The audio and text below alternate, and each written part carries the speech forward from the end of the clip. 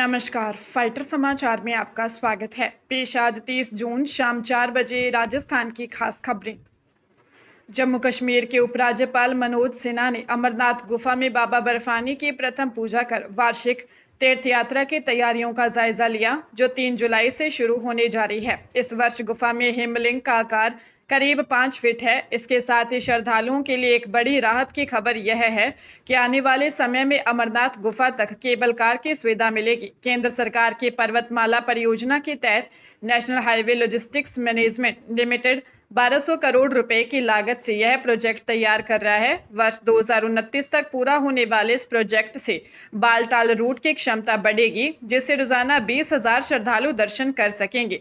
हालांकि भारी बर्फबारी के कारण यह सुविधा मुख्य रूप से गर्मियों की यात्रा के दौरान ही उपलब्ध रहेगी, जो लाखों भक्तों के लिए यात्रा को सुगम और समयबद्ध बनाएगी।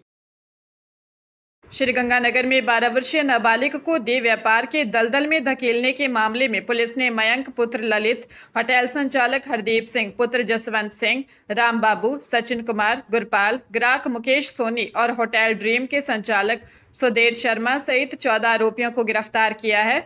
आरोपियों ने पीड़िता को अमीर बनाने और मनमर्जी की जिंदगी जीने का झांसा देकर होटल जॉय इन में बंधक बनाकर रखा था। पुलिस जांच में खुलासा हुआ कि आरोपी मयंक और हरदीप सिंह ने पीड़िता की तस्वीरें खींचकर 50 से अधिक विशेष ग्राहकों को भेजी थी। महिला थाना पुलिस द्वारा पीड़िता की काउंसलिंग किए जाने के बाद इस जघन्य अपराध का पर्दाफाश हुआ। मामले की गंभीरता को देखते हुए एसआईटी का गठन किया गया है, जो वैज्ञानिक साक्ष्यों के आधार पर जांच कर रही है। पुलिस ने 12 आरोपियों को पकड़ा है। शेष 7 आरोपियों की जल्द ही शिनाख्त परेड होगी। जयपुर नगर निगम के कनिष्ठ अभियंता संजय कुमार बैरवा को भ्रष्टाचार निरोधक ब्यूरो ने 80,000 रुपये की रिश्वत लेते रंगे हाथों गिरफ्तार किया है। आरोपी जेईएन पर निर्माणाधीन मकान को सील नहीं करने और निर्माण कार्य जारी रखने की एवज में तत्कालीन उपायुक्त सुनील बैरवा के नाम पर कुल 2 लाख रुपए की रिश्वत मांगने का आरोप है। इससे पूर्व जेईएन के निर्देश पर चतुर्थ श्रेणी कर्मचारी दीनदयाल ने परिवादी से 20,000 रुपये की पहली किश्त वसूल ली थी। जाल बिछाकर एसीबी टीम ने जेईएन को अपनी कार के डैशबोर्ड में रिश्वत की राशि रखवाते हुए दबोच लिया।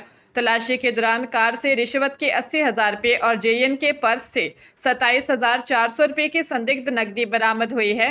एसीबी अब मामले में शामिल अन्य अधिकारियों और कर्मचारियों की भूमिका की गहन जांच कर रही है। जयपुर कमिश्नरेट की डीएसटी और खोरा बीसल पुलिस ने पैरामेडिकल परीक्षा में नकल कराने वाले एक बड़े गिरोह का पर्दाफाश किया है। पुलिस ने छापेमारी के दौरान 45 परीक्षार्थियों को एक कमरे में नकल करते पकड़ा और कॉलेज संचालक रामकृष्ण मंडीवाल, देवकृष्ण मंडीवाल, एचओडी कृष्ण कुमार सैनी और लेक्चरर शंकरलाल जाट को गिरफ्तार कर लिया।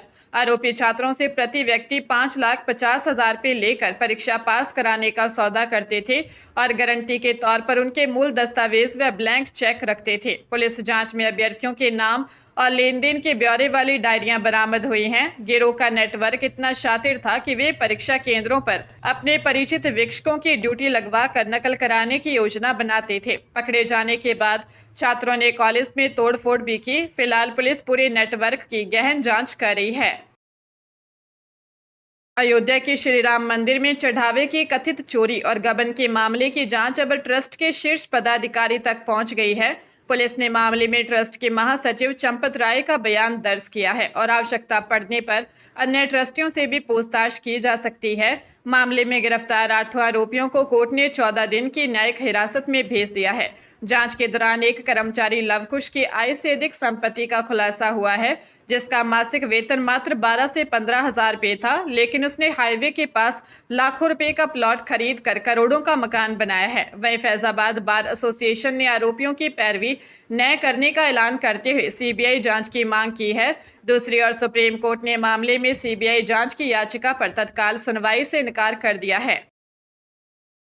करौली के विशिष्ट पोक्सो न्यायालय ने नाबालिग से दुष्कर्म और उसे गर्भवती करने के मामले में महत्वपूर्ण फैसला सुनाते हुए बाल अपचारी को दोषी करार दिया है। कोर्ट ने दोषी को 20 वर्ष के कारावास की सजा सुनाई है और उसे विशेष गृह में रखने का आदेश दिया है। इसके अलावा उस पर 1,02,000 रुपये का जुर्माना भी लगाया गया है। पीड़िता के पुनर्वास के लिए कोर्ट ने राजस्थान पीड़ित प्रतिकर योजना के तहत उसे 5 लाख रुपए की आर्थिक सहायता देने के निर्देश जिला विधिक सेवा प्राधिकरण को दिए हैं। अभियोजन के अनुसार जून 2025 में दर्ज इस मामले में डीएनए रिपोर्ट के जरिए गर्भस्थ, भ्रूण और बाल अपचारी के जैविक संबंध की पुष्टि हुई थी, जो सजा का मुख्य आधार बनी। पुलिस ने गहन अनुसंधान के बाद चालान पेश किया था, जिसके बाद न्यायालय ने साक्ष्यों के आधार पर यह कड़ी सजा सुनाई है। जोधपुर जिले में वॉल पेंटिंग के नाम पर 8 करोड़ 28 लाख रुपए के बड़े घोटाले का मामला सामने आया। लूणी, बावड़ी, तिमरी और मंडौर समेत कई पंचायत समितियों ने राहुल जोशी और उनकी पत्नी जयलक्ष्मी जोशी की फर्मों को बिना टेंडर और बिना काम करवाए ही 5 साल में यह भुगतान कर दिया। जांच में सामने आया कि कई जगहों पर दीवारें कोरी पड़ी हैं और जिन कार्यों का भुगतान लिया गया उनके पूर्णतया प्रमाण पत्र भी किसी सक्षम अधिकारी द्वारा सत्यापित नहीं है। जीएसटी की दरें गायब हैं और बिलों में तारीखें तक दर्ज नहीं की गई हैं। यह काम नियमों के विपरीत पंचायत स्तर पर कर दिए गए थे। आरोपी राहुल जोशी ने आरोपों को बेबुनियाद बताते हुए सभी दस्तावेज पूरे होने का दावा किया है।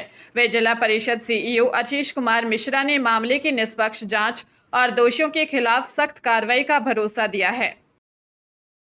भीलवाड़ा में एक बड़ी कार्रवाई करते हुए एसीबी ने रतलाम पुलिस के हेड कांस्टेबल तपेश गोसाई को 50,000 रुपये की रिश्वत लेते रंगे हाथों गिरफ्तार किया है। आरोपी कांस्टेबल रतलाम के एक धोखाधड़ी मामले में आरोपी मोहम्मद लियाकत को जांच के सिलसिले में भीलवाड़ा लाया था।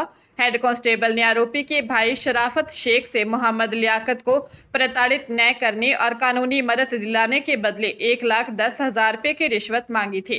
उसने बुजुर्ग भाई को हथकड़ी लगाकर घुमाने और रिश्तेदारों को साइबर अपराध के मामलों में फंसाने की धमकी भी दी थी। इससे पहले कांस्टेबल 10,000 रुपये वसूल चुका था।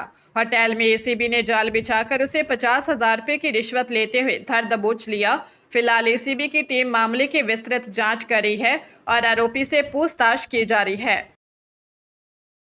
पंजाब के लुधियाना के जंडियाली गांव में घर में स्कूल चलाने वाले 50 वर्षीय प्रिंसिपल इकबाल सिंह की नकाबपोश बदमाशों ने हत्या कर दी। बेटे के सामने हुई इस वारदात से पूरे इलाके में दहशत का माहौल है। मृतक के बेटे ने पुलिस को बताया कि 2 नकाबपोश युवक दीवार फांदकर अंदर घुसे और हथियारों के बल पर पिता पुत्र को रस्सियों से बांधकर मारपीट की। बचाव के प्रयास में इकबाल सिंह पर जानलेवा हमला कर दिया, जिससे उनकी मौके पर ही मौत हो गई। हमलावर अंधेरे का फायदा उठाकर फरार हो गए। पुलिस और फोरेंसिक टीम ने मौके से साक्ष्य जुटाए हैं और आसपास के सीसीटीवी फुटेज खंगाले जा रहे हैं। पुलिस लूटपाट के अलावा पुरानी रंजिश और अन्य पहलुओं से भी मामले की गहन जांच करी है और अज्ञात आरोपियों के खिलाफ केस दर्ज किया जा रहा है। हनुमानगढ़ की एनडीपीएस कोर्ट ने 7.5 साल पुराने मामले में पोस्त तस्करी और अवैध हथियार रखने के दोषी वेद प्रकाश उर्फ बेदा को 20 वर्ष के कठोर कारावास और 2 लाख रुपए जुर्माने की सजा सुनाई है। जुर्माना न भरने पर उसे 2 साल की अतिरिक्त जेल काटनी होगी। मामला 30 दिसंबर 2019 का है, जब टाउन थाना पुलिस ने गश्त के दौरान एक जीप से 4 क्विंटल 40 किलो डोडा पोस्त और 22 कारतूस बरामद किए थे। पुलिस ने आरोपी को मौके से गिरफ्तार किया था, जबकि उसके 2 साथी भागने में सफल रहे थे। जांच में सामने आया कि आरोपी हनुमानगढ़ और पंजाब में बड़े स्तर पर नशे की सप्लाई करते थे। कोर्ट ने आर्म्स एक्ट के तहत भी आरोपी को 2 वर्ष की सजा दी है, जबकि साक्ष्य के अभाव में फरार रहे दोनों आरोपियों को बरी कर दिया गया है। हरियाणा के नारनौल के नांगल चौधरी क्षेत्र में खेत की जुताई के दौरान ट्रैक्टर पलटने से हादसा हो गया। हादसे में 62 वर्षीय हनुमान शर्मा और उनके 15 वर्षीय पोते तरुण की मौके पर ही मौत हो गई। घटना के समय हनुमान अपने दोनों पोतों के साथ खेत में काम कर रहे थे, तभी अचानक संतुलन बिगड़ने से ट्रैक्टर पलट गया। आसपास मौजूद ग्रामीणों ने काफी मशक्कत के बाद उन्हें बाहर निकाला, लेकिन दादा और एक पोते को नहीं बचाया जा सका, जबकि तीसरा पोता तनिष्क सुरक्षित बच गया। पुलिस ने शवों को पोस्टमार्टम के लिए भेज दिया है और मामले की जांच शुरू कर दी है। एक ही परिवार के 2 सदस्यों की असमय मौत से पूरे इलाके में गहरा शोक है और ग्रामीणों ने पीड़ित परिवार के लिए उचित मुआवजे की मांग की है।